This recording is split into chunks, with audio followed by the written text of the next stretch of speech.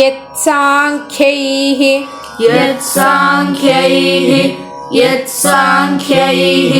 प्राप्यते स्थानं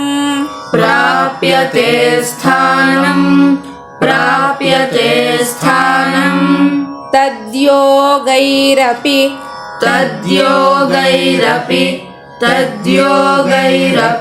गम्यते एकं साङ्ख्यञ्च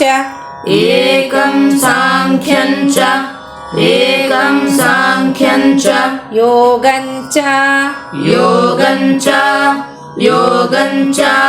यः पश्यति स पश्यति यत्साङ्ख्यैः प्राप्यते स्थानं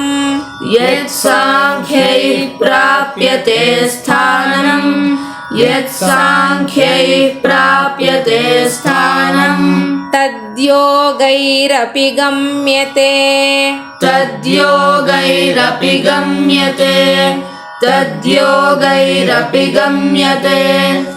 एकं साङ्ख्यञ्च योगञ्च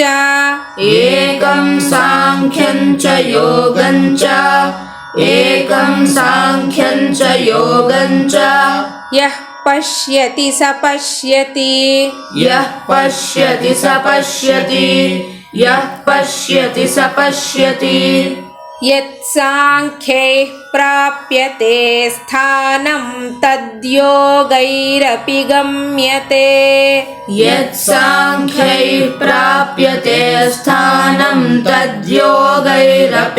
गम्यते एकं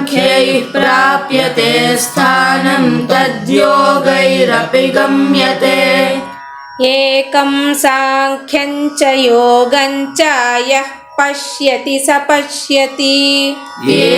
पश्यति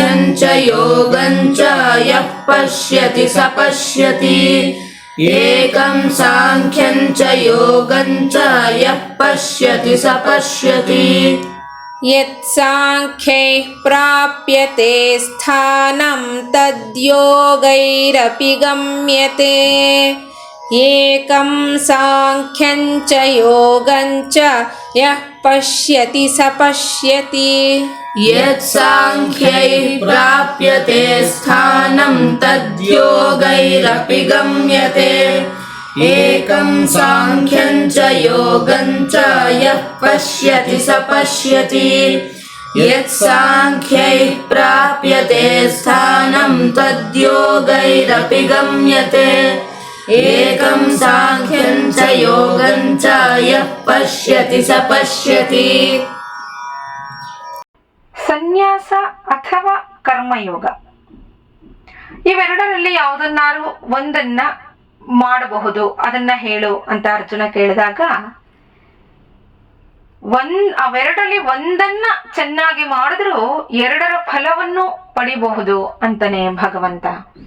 ಯತ್ ಸಾಂಖ್ಯೈಃ ಪ್ರಾಪ್ಯತೆ ಸ್ಥಾನಂ ತದ್ಯೋಗೈರಪಿ ಗಮ್ಯತೆ ಏಕಂ ಸಾಂಖ್ಯಂಚ ಯೋಗಂಚ ಯಃ ಪಶ್ಯತಿ ಸ ಪಶ್ಯತಿ. ಆಚಾರ್ಯರು ಭಾಷ್ಯವನ್ನ ಬರೀತಾರೆ.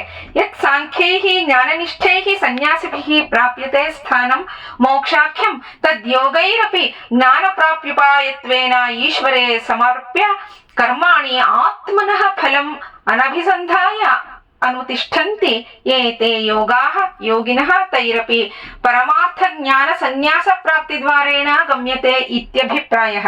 ಅತಃ ಏಕಂ ಸಾಂಖ್ಯಂಚ ಯೋಗಂಚ ಯಃ ಪಶ್ಯತಿ ಫಲೈಕತ್ವಾತ್ ಸ ಪಶ್ಯತಿ ಸಮ್ಯಕ್ ಪಶ್ಯತಿ ಇತ್ಯರ್ಥಃ. ಸಾಂಖ್ಯರಿಗೆ ಅಂದ್ರೆ ಜ್ಞಾನನಿಷ್ಠರಾದ ಸನ್ಯಾಸಿಗಳಿಗೆ ಮೋಕ್ಷ ಅನ್ನೋ ಯಾವ ಸ್ಥಾನ ದೊರೆಯುತ್ತೋ ಅದು ಯೋಗಿಗಳಿಗೂ ಅಂದ್ರೆ ಕರ್ಮ ಯೋಗಿಗಳಿಗೂ ಅದು ದೊರೆಯುತ್ತೆ. ಜ್ಞಾನ ಪ್ರಾಪ್ತಿಗೆ ಇದು ಸಾಧನ ಅಂತ ಈಶ್ವರನಿಗೆ ಕರ್ಮಗಳನ್ನ ಸಮರ್ಪಿಸಿ ತಮಗಾಗಿ ಫಲವನ್ನ ಬಯಸದೆ ಯಾರು ಕರ್ಮ ಮಾಡ್ತಾರೋ ಅವರು ಯೋಗಿಗಳು, ಅವರು ಕರ್ಮಯೋಗಿಗಳು. ಅವರಿಗೆ ಆ ಸನ್ಯಾಸಿಗಳಿಗೆ ಯಾವುದು ದೊರೆಯುತ್ತೋ ಆ ಫಲವೇ ದೊರೆಯುತ್ತೆ ಅಂತ ಹೇಳ್ತಾನೆ ಭಗವಂತ. ಪರಮಾರ್ಥ ಜ್ಞಾನವನ್ನು ಸನ್ಯಾಸವನ್ನು ಪಡೆಯುವ ಮೂಲಕ ಮೋಕ್ಷವನ್ನ ಹೊಂದಬಹುದು. ಆದ್ರಿಂದ ಇವೆರಡಕ್ಕೂ ಒಂದೇ ಫಲ ಇರೋದ್ರಿಂದ ಸಾಂಖ್ಯವನ್ನು ಯೋಗವನ್ನು ಒಂದೇ ಅಂತ ಯಾರು ಕಂಡುಕೊಂಡಿರ್ತಾರೋ ಅವರೇ ತಿಳಿದವರು, ಅವರೇ ಜ್ಞಾನಿಗಳು ಅಂತ ಹೇಳ್ತಾನೆ. ನಾಳೆ ಮುಂದಿನ ಶ್ಲೋಕವನ್ನು ನೋಡೋಣ. ನಮಸ್ಕಾರ.